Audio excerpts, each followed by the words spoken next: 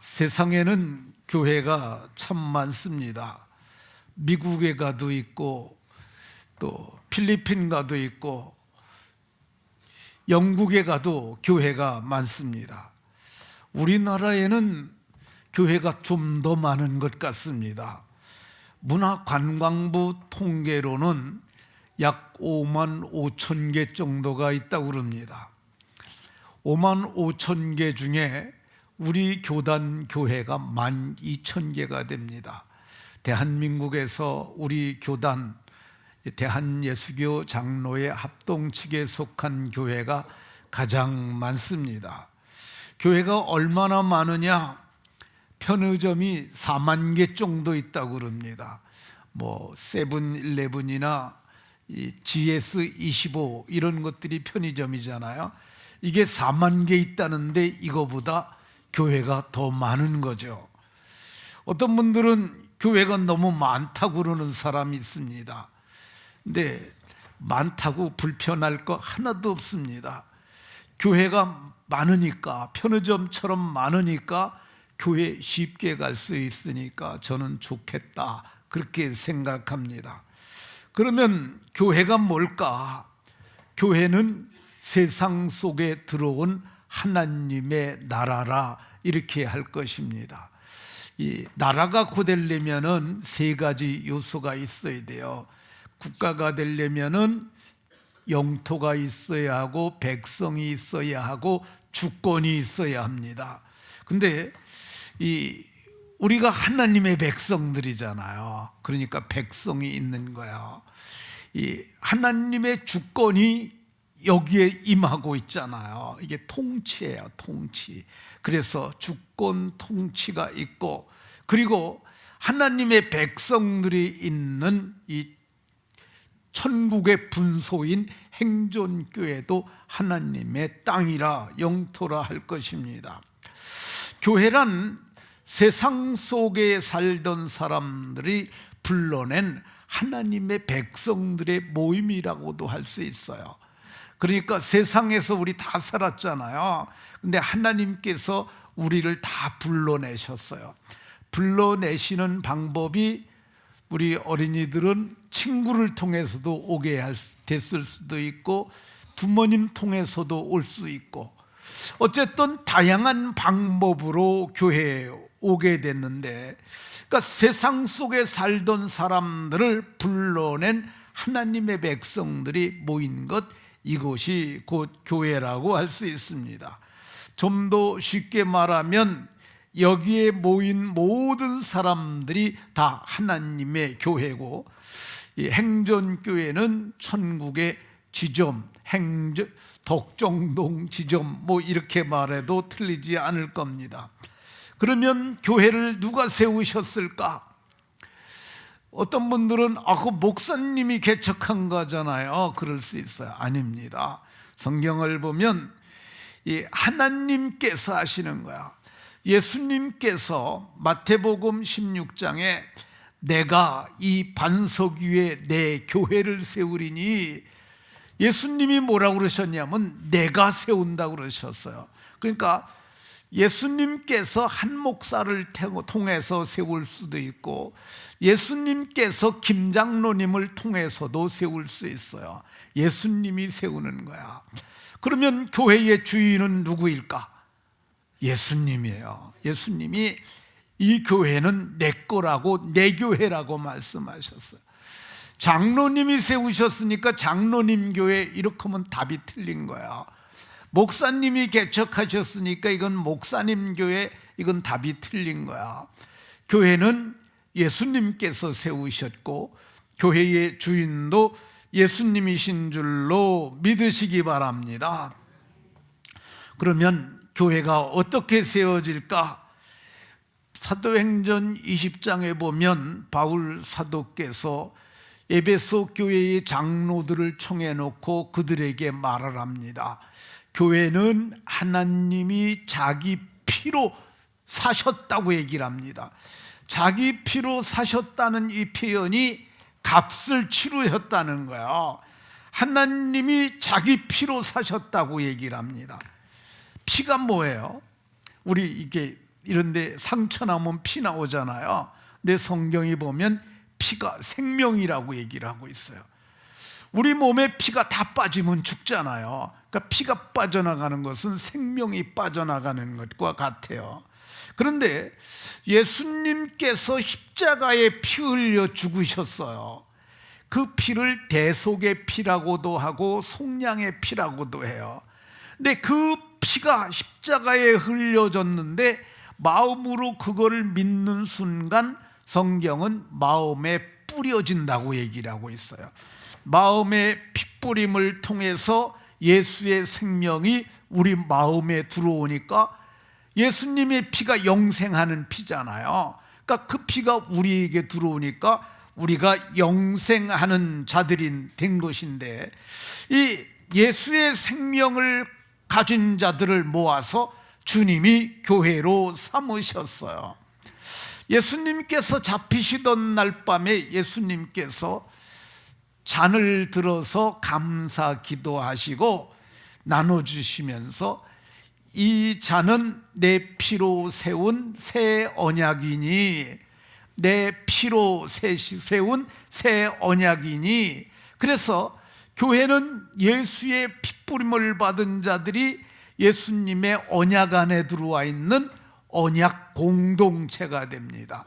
교회는 피로 맺은 언약 공동체예요. 그런데 이 피가 죽은 피가 아니라 살아있는 피예요. 지금도 살아있어요. 그래서 교회는 예수의 피로 살아있는 생명 공동체예요. 그러니까 우리 교회가 지금 살아있어요. 저도 살아있고 여러분들도 살아있는데 영혼의 생명인 예수의 피로 다 살아있는 거룩한 존재가 됐는 줄로 마음에 믿으시기 바랍니다. 교회에 속한 우리는 예수의 피로 새 생명 가진 존재가 됐는데, 그럼 우리는 어떤 존재일까? 베드로 사도님이 이렇게 말씀하셨어요. 너희는 택하신 족속이요 왕같은 제사장이요 거룩한 나라요 그분의 소유된 백성이니. 이 누구 보고 한 얘기냐면 우리들한테는 거야. 너희는, 우리 중고등부 이번에 들어왔는데, 너희는 하나님이 택하신 족속이고 너희는 왕같은 제사장. 왕 같다는 말은 왕과 버금가는, 왕과 방불한 그런 제사장이 된 자들이라고 이렇게 말합니다. 그러니까 왕 같은 제사장이 됐으니 어떻게 살아야겠어요? 이는 너희를 어두운 곳에서 불러내서 기이한 빛 가운데 들어가시게 하신 그분의 아름다움을 선전하게 하려 하심이라. 개역 성경에는 선전이라고 나왔고 개역 개정판에선 선보라고 그랬어요. 똑같은 말이에요. 그러니까 우리를 어두운 곳이 어디예요? 예수 없는 곳이 어두운 곳, 거기서 불러내서 기이한 빛 가운데 들어가게 하셨는데 그 빛이 예수예요. 그래서 예수님을 믿으면 우리가 빛이 되는 거야. 예수님을 믿으면 빛이 될 것이 앞으로 되는 거 아니고요, 예수님 믿으면 즉시 빛이 되는 거야. 그래서 예수님이 너희는 세상에 빛이 될 거라 그러지 아니하시고 너희는 세상의 빛이라 이렇게 말씀하셨어요. 그러니까 우리가 이 몸을 가지고 하나님께 영광을 돌려야 할 줄로 믿으시기 바랍니다. 그러면 이 몸된 교회, 그리스도의 몸인 이 교회를 누가 보살피며 섬기는 일을 해야 할까? 예수님 시대에는 예수님께서 제자들을 세워서 하게 하셨어요. 마가복음 3장에 보게 되면 예수님께서 제자들을 세우셨어요. 제자가 몇 명이죠? 12를 세우셨으니, 예수님이 12명에 세워서 우리 12제자라고 그러잖아요. 근데 세우신 이유가 뭐냐? 첫 번째, 자기와 함께 있게 하시며, 제자 세우신 이유가 뭐냐? 함께 있으려고. 두 번째 뭐 하려고 그랬냐? 전도도 하게 하시려고. 세 번째 뭐 하려고 그러시냐? 귀신 쫓는, 내쫓는 권능도 가지게 하려 하심이라. 귀신을 내쫓는 권능을 우리에게 주시려고 예수님께서 첫 번째 12제자를 삼으셨어요. 그러니까 초대 예수님 시대에는 그 제자들을 세우셔서, 그래서 전도는 누가 했느냐?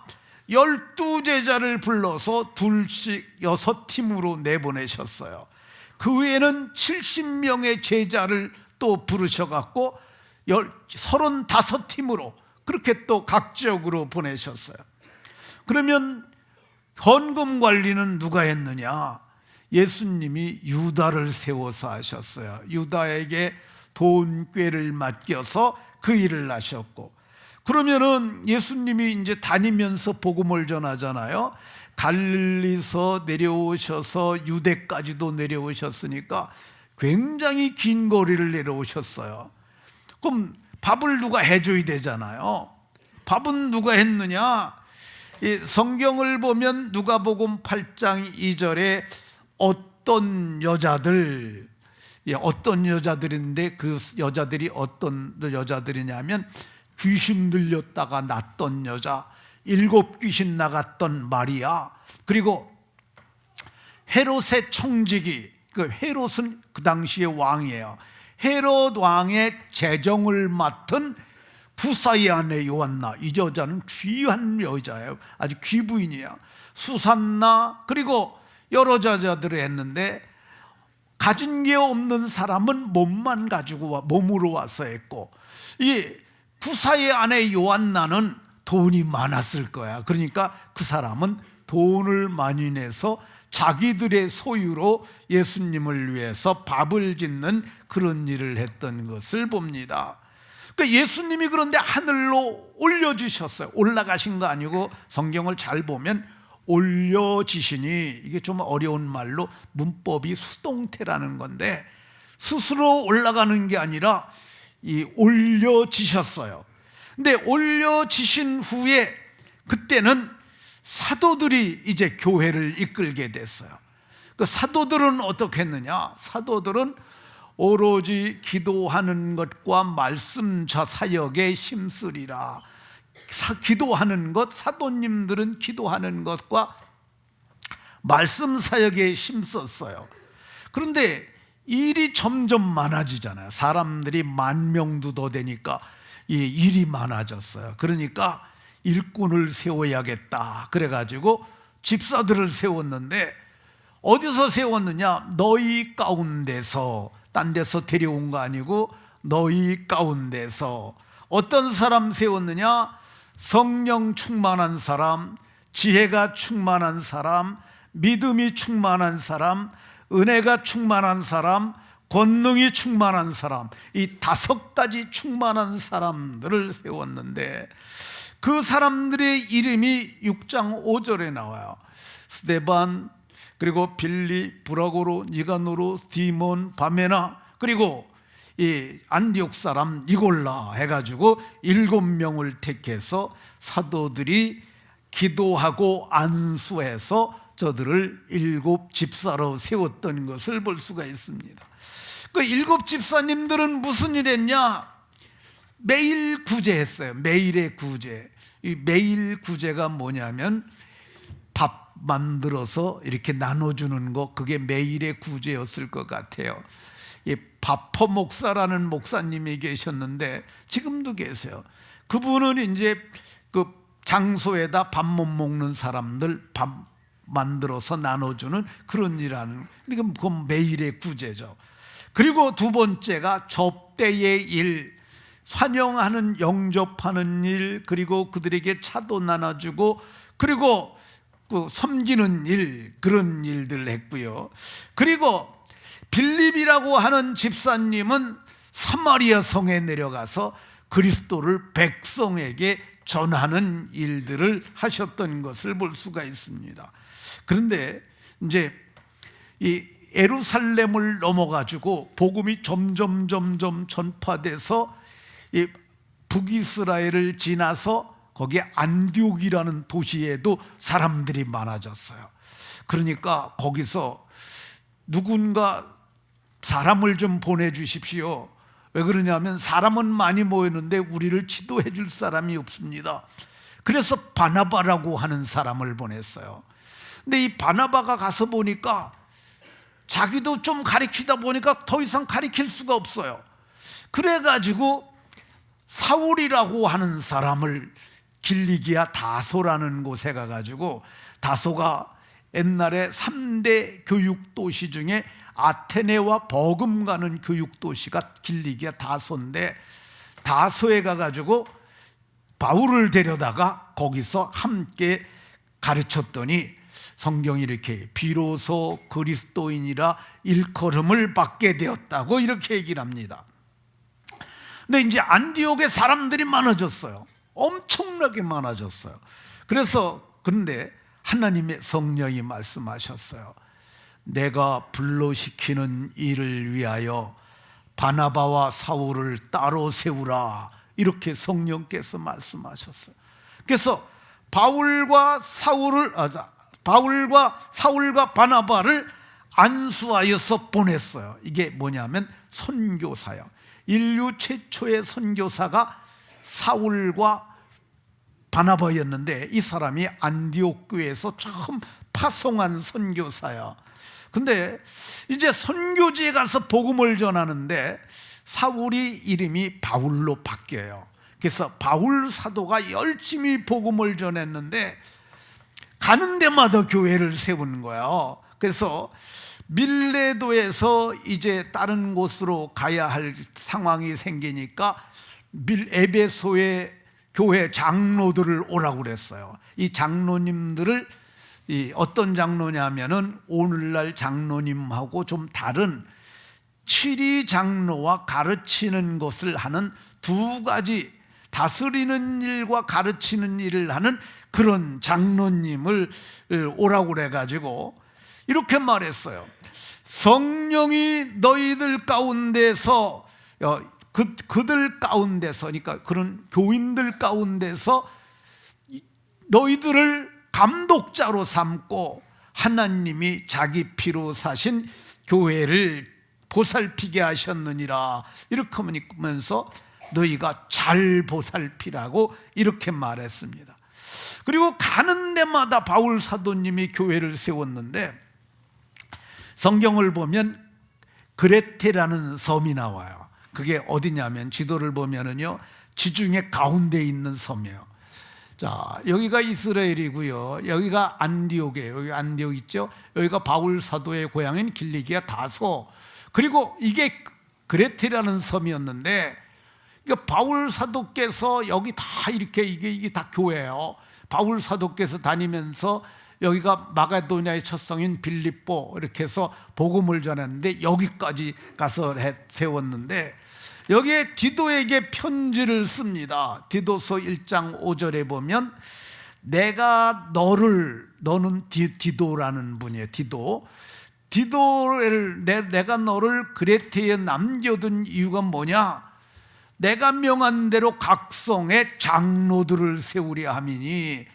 왜 그러냐면 각 성의 교회가 다 자꾸 세워지니까 교회를 목양할 장로들을 세우려 했던 것을 볼 수가 있습니다.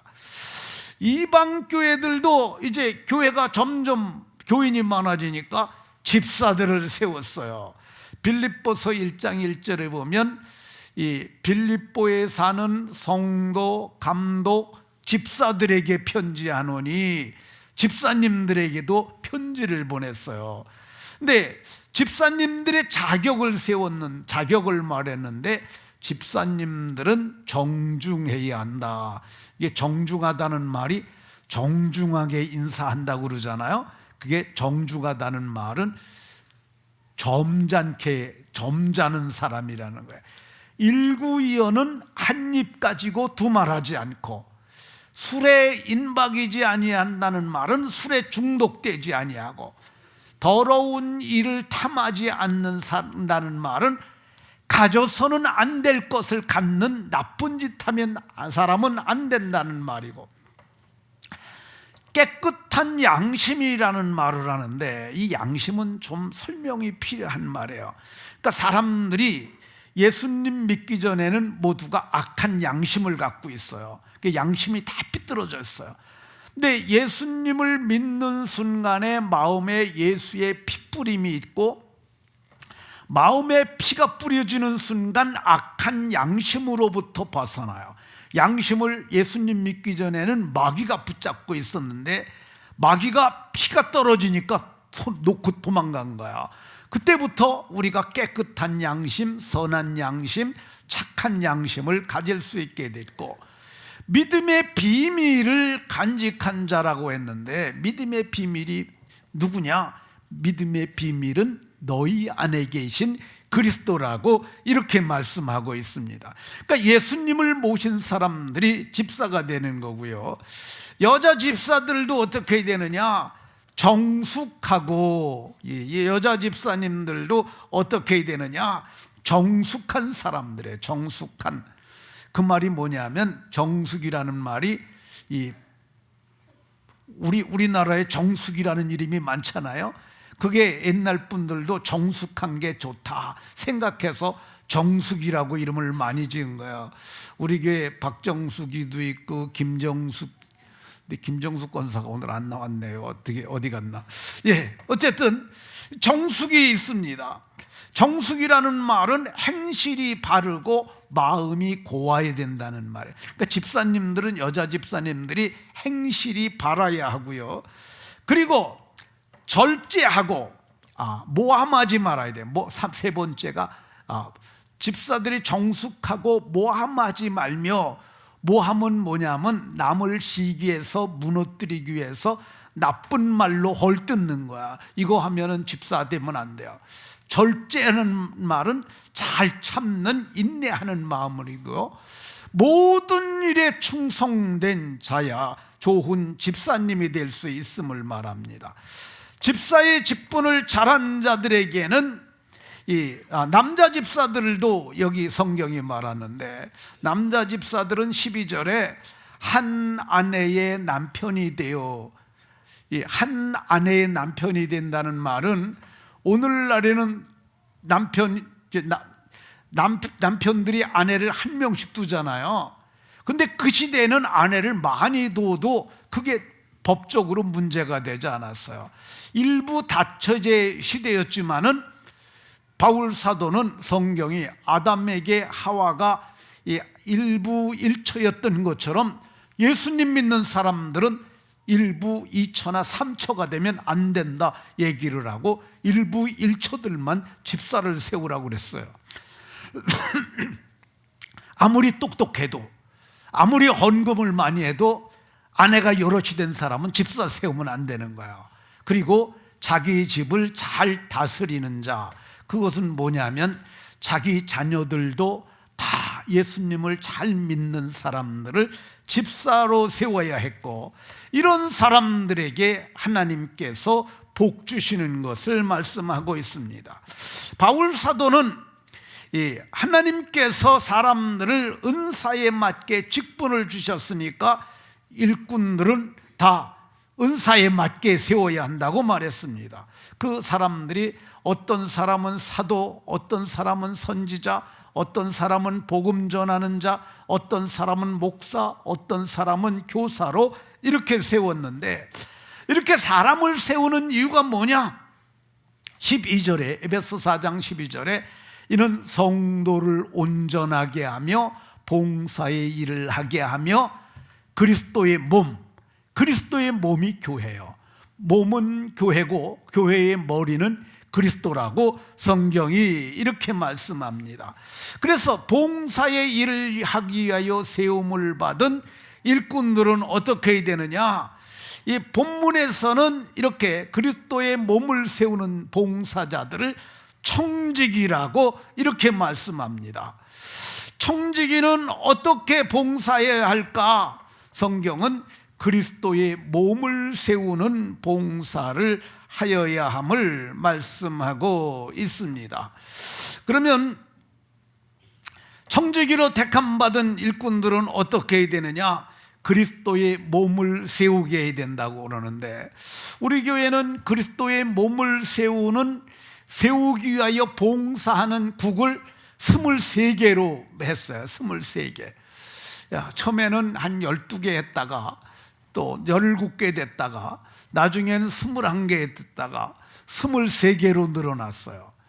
23개로 늘어난 거는 찬양국이 옛날에는 찬양대와 찬양단이 하나로 있었는데 그걸 둘로 나눴어요. 왜 그러냐면 인원도 너무 많고 찬양대만 해도 둘이 되고 또 찬양단은 7개나 되고 그러니까 이거 나누자 그래갖고 나눴어요.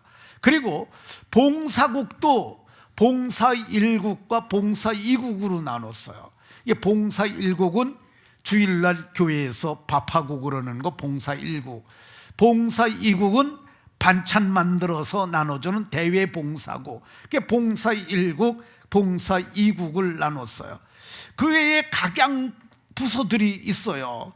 그런데 우리 교회는 그 국섬김이를 국장이라고 하지 아니하고 이 섬김이, 이끔이, 돌봄이, 따름이 이렇게 했어요.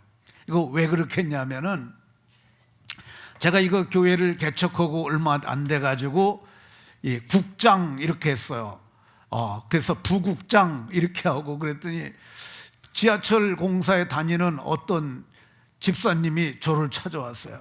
목사님 이게 뭡니까? 그래서 이게 저희 교회 조직인데, 교회가 왜 뭐 국장 그래요? 뭐 회사처럼 우리 이런 거 하지 않았으면 좋겠다고. 그래서 제가 그 말을 듣고 이걸 어떻게 하면 좋을까 생각을 해보니까 다른 교회는 다 그렇게 하거든요. 그래서 어떻게 하면 좋을까 하나님 앞에 기도하면서 생겼더니 섬김이로 해라, 그 마음을 주셨어요. 섬기는 사람, 이끄는 사람, 돌보는 사람, 따르는 사람, 이렇게 해서 우리가 그 국을 이루는 구성원을 넷으로 나눴던 것을 볼 수가 있습니다.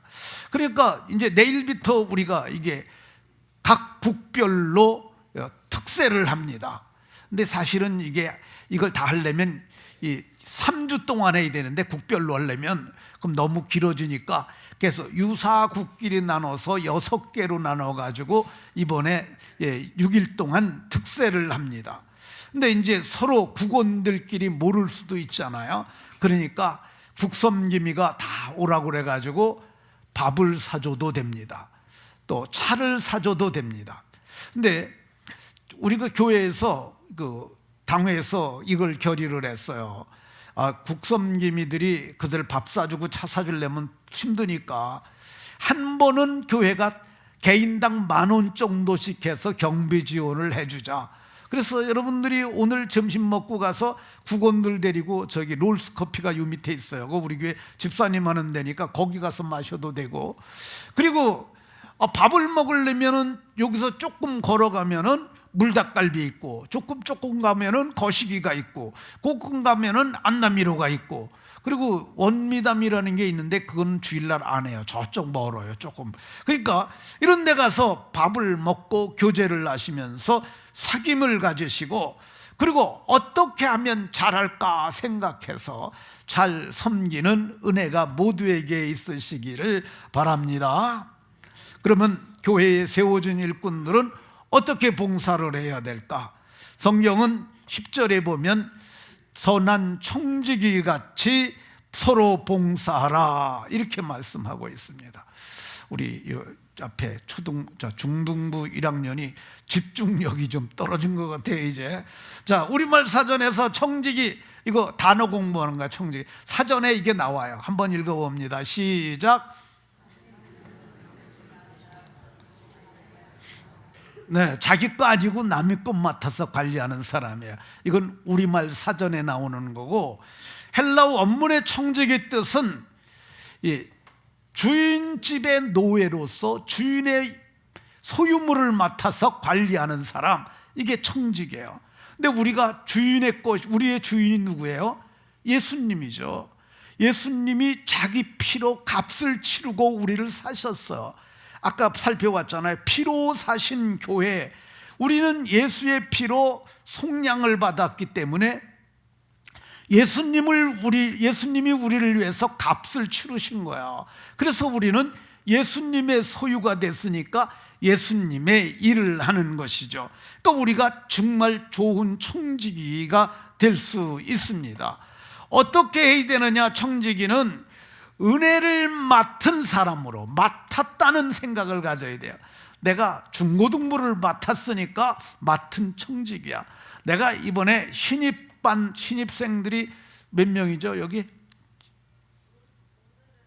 아니, 총인원이 21명이야, 1학년이. 네, 1학년. 내가 그러니까 우리 자매님이 이걸 맡은 거예요? 네. 혼자 맡았어요?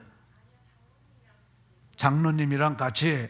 그러니까 이게 맡은 거잖아. 그러니까 성경이 뭐 내가 1학년을 맡았어, 그러니까 책임진다는 뜻으로 봉사를 해야 합니다. 어떻게 봉사해야 되느냐? 선한 청지기 같이. 선한 청지기입니다. 선한 청지기. 선하다는 것은 마음을 두고 얘기하는 거죠. 마음이 선한 청지기, 착한 마음을 가지고 봉사하라고 말씀하고 있습니다. 어떻게 봉사해야 되느냐? 7절에 보니까 만물의 마지막이 가까이 왔으니, 이 때를 알고, 때가 지금이 어느 때라고요? 만물의 마지막이 가까운 종말 의식을 가지고 섬겨야 하고요. 어떻게 섬겨야 되느냐? 정신 차리고 근신해서 기도하면서 섬기라고 얘기를 합니다. 이거 누가 쓰신 서신이죠? 베드로 사도께서. 베드로 사도가 왜 이 말하냐면, 자기가 정신 차리지 않고 졸다가 자다가 아주 큰 실패를 한 적이 있어요. 그 언제냐면 예수님께서 겟세마나로 가실 때 베드로 그리고 세베데야 두 아들 야고보와 요한을 데리고 가셨어요. 근데 가서 보니까 예수님은 정말 통곡과 눈물로 기도를 하시는 거야. 통곡과 눈물로 기도하시는 게 어떻게 그런 거냐? 이렇게 하는 거야. 어깨를 들먹거리면서 얼굴을 땅에 대시고 그렇게 기도하는데, 제자들은 뭐 했어요? 40절에 보니까 자는 것을 보시고 자빠져 잤어요. 그러니까 자빠져 자는 것을 보시고, 야, 1시간도 못 깨어 있단 말이냐? 그러면서 너희들이 마음은 기도할 마음이 있는데 육신이 약하다고 이렇게 배려를 말을 하셨어요. 그런데 잠자던 베드로가 그날 밤에 어떻게 했습니까? 예수님을 모든 사람들 앞에서 모른다고 부인했어요. 좀 있다가는 맹세하고, 나 진짜 맹세코 몰라, 그러면서 부인했어요. 세 번째는 뭐라고 하냐면 저주하고 맹세하고. 그러니까 저주하고 맹세하면서 모른다고 그랬어요. 그러니까 베드로 사도는 자기가 옛날에 잠자다가 망한 것을 생각하고, 너희들은 정신을 차리고 근신하며 깨어서 기도하라고 했던 것을 볼 수가 있습니다. 봉사하는 청지기는 어떻게 봉사해야 되겠어요? 뜨겁게 서로 사랑할지니. 이 뜨겁게 사랑하라는 말이 남녀 사랑이 아니에요. 남자 여자가 사랑하는 그 사랑 아니고, 이거는 어떤 거냐? 예수님이 사랑한 것처럼 너희도 사랑하라는 거야. 왜 그러냐면 사랑은 허다한 죄를 덮어 주었기 때문입니다. 베드로 사도가 예수님을 어떻게 부인했다고요? 모든 사람 앞에서. 두 번째 맹세하고, 세 번째 저주하고 맹세하고 부인했으면 예수님이 그걸 쳐다보셨다고요. 예수님이 쳐다보셨을 때 예수님이 아이고 저런 죽일 놈이 있나, 뭐 그런 마음이 드셨겠죠. 그럼에도 불구하고 성경에 보면 예수님이 베드로를 찾아가세요. 찾아가셔가지고 사랑은 허다한 죄를 덮는다고 그랬는데, 예수님께서 베드로를 용서하시고 허물을 덮어주시고 그를 다시 내 양을 먹이라, 내 양을 치라, 내 양을 먹이라 3번에 걸쳐서 예수님께서 그를 양무리를 맡기셨습니다. 그러니까 이 베드로 사도가 왜 뜨겁게 사랑하라고 그랬느냐? 잘못했더라도 덮어주고 용서하면서 함께 섬기라고 이렇게 말씀하셨습니다. 어떻게 섬겨야 하느냐? 맡은 청지기들은 대접하기를 원망 없이 하고 왜 원망하면 안 되냐? 원망하다가 다 망합니다. 이렇게 원망하면 망하는 거야. 부모를 원망해도 망하고 형제를 원망해도 망하고 원망하면 망합니다. 고린도전서 10장에 보게 되면 광야에서 있던 이스라엘 백성들이 원망하다가 광야에서 다 엎드려 죽었던 사건을 얘기를 하고 있어요. 그러니까 원망하지 말고 봉사하라. 원망할 거면 차라리 하지 마라. 성경은 원망하지 말고 하라고 이렇게 말씀합니다. 봉사하는 청지기들은 어떻게 봉사해야 하느냐? 누가 말하라면 하나님이 말씀하시는 것처럼, 누가 봉사하려면 하나님이 공급하시는 힘으로 하는 것처럼 하라고 얘기를 합니다. 그게 하나님 아버지의 마음이야. 그러니까 우리가 어떻게 봉사해야 되느냐? 하나님 아버지가 백성을 돌보는 그 마음으로 봉사해야 할 줄로 믿으시기 바랍니다. 그리고 어린 아이들을 돌볼 땐 어떻게 해야 되겠어요? 손주같이. 또 젊은이들을 돌볼 땐 어떻게 해야 되겠어요? 아들같이. 나하고 나이가 비슷한 사람을 돌볼 적엔 어떻게 해야 되겠어요? 친구같이. 근데 나보다 나이가 많은 분을 섬길 때는 어떻게 해야 되겠어요? 부모님같이. 이렇게 얘기를 합니다. 이렇게 우리가 봉사할 때 하나님이 영광을 받으시는 줄로 믿으시기 바랍니다. 자, 그러면 봉사하는 자들이 받을 복이 있습니다. 어떤 복이 있느냐? 13절에 디모데전서 3장 13절에 봉사의 직분을 잘한 자들은 아름다운 지위, 하나님이 높여주시는 거예요. 두 번째, 그리스도 예수 안에 있는 믿음의 큰 담력, 이게 굉장히 중요해요.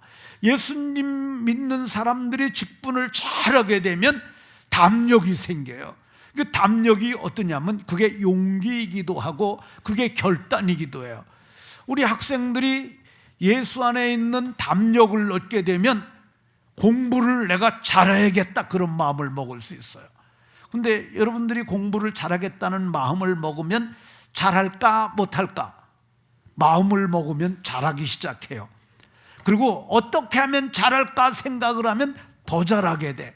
그래서 나중에 좋은 일을 할 수 있는 사람이 됩니다.